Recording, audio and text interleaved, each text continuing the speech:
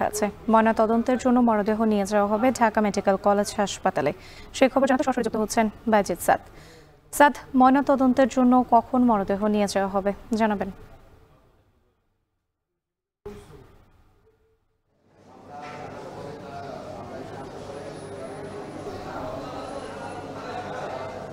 রাত্রি যেমনটি বলছিলেন, আত্মহননের পথ বেছে নিয়েছে লামিয়া, যার বাবা জুলাই আন্দোলনে শহীদ হয়েছিল। মূলত গতকাল রাতে শেখের টেকের যে বাসাটি রয়েছে রাজধানীতে, সেখানে তিনি আত্মহত্যা করেন বলে আমরা জানতে পেরেছি এবং এর পরবর্তীতে তাকে তার মরদেহ নিয়ে আসা হয় সোহরাওয়ার্দী মেডিকেল কলেজ হাসপাতালে এবং এখানে আনার পরে কিন্তু কর্তব্যরত চিকিৎসক যিনি ছিলেন তিনি কিন্তু মৃত ঘোষণা করেন এবং এর পরবর্তীতে তার যে মরদেহটি সেটি কিন্তু এই সোহরাওয়ার্দী মেডিকেল কলেজ হাসপাতালের যে লাশ ঘরটি রয়েছে সেখানে কিন্তু রাখা ছিল এবং আমরা শেষ যে আপডেটটি জানতে পেরেছি সেটি হলো তার মরদেহ আসলে ঢাকা মেডিকেল কলেজ হাসপাতালে নিয়ে যাওয়া হবে না, এই শহীদ সোহরাওয়ার্দী মেডিকেল কলেজ হাসপাতাল যেটি রয়েছে সেখানেই কিন্তু তার ময়নাতদন্ত করা হবে। আমরা কিছুক্ষণ আগেই দেখতে পেয়েছি যে এখানে যারা দায়িত্বরত পুলিশ কর্মকর্তারা ছিলেন তারা কিন্তু এখানে এসছেন এবং তারা আসার পরে যেই সুরত হাল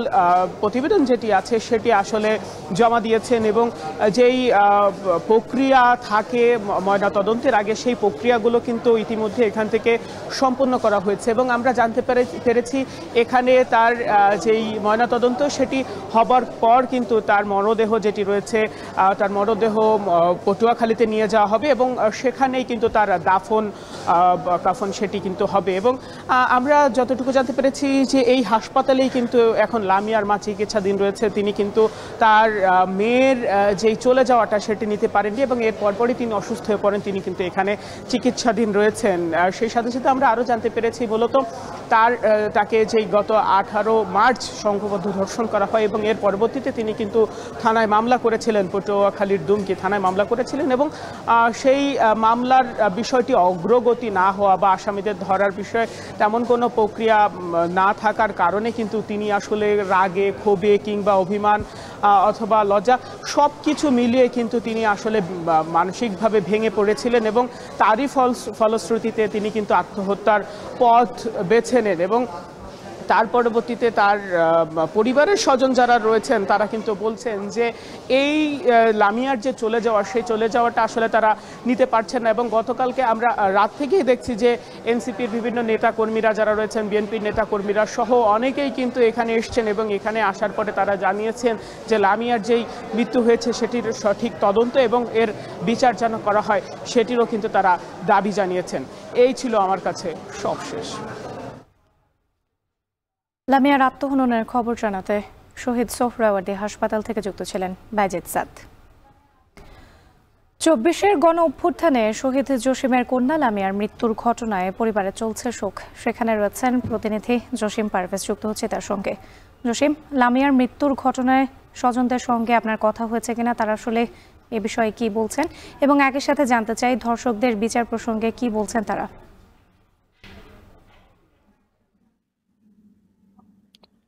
লামিয়া, আমি এখন পাঙ্গাশিয়া ইউনিয়নের রাজগঞ্জে যে লামিয়ার পৈতৃক বাড়ি, সেই পৈতৃক বাড়ির সম্মুখে আছি এবং আপনি জানেন এই বাড়িতেই কিন্তু জুলাই গণ অভ্যুত্থানে যে পুলিশের গুলিতে নিহত হওয়া শহীদ জসিম উদ্দিনের কবর এখানে রয়েছে। আপনি জানেন যে গত 18 মার্চ বাবার কবর জিয়ারত শেষে লামিয়া নানাবাড়ি ফেরার পথে সংঘবদ্ধ দর্শনের শিকার হন সিফাত এবং সাকিব মুন্সির মাধ্যমে। এরপরই কিন্তু 19 তারিখ সাকিবকে পুলিশ গ্রেপ্তার করে এবং 20 তারিখে অপরজনকে সিফাতকেও গ্রেপ্তার করতে পুলিশ সক্ষম হয়।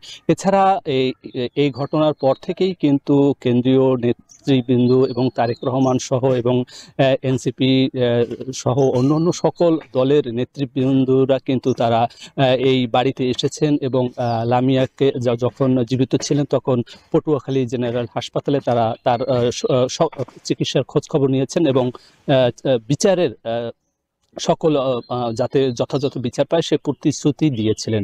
কিন্তু লামিয়া মানুষের ভুরু কুচকানো এবং ঠোঁট বাঁকানো যে মানুষের অবজ্ঞা অবহেলা এবং সমাজ রাষ্ট্রের যথাযথ দিক নির্দেশনা এবং না পাওয়ার কারণেই কিন্তু সে আত্মহত্যা করেছে এমনটি দাবি করেছে তার পরিবারের লোকজন।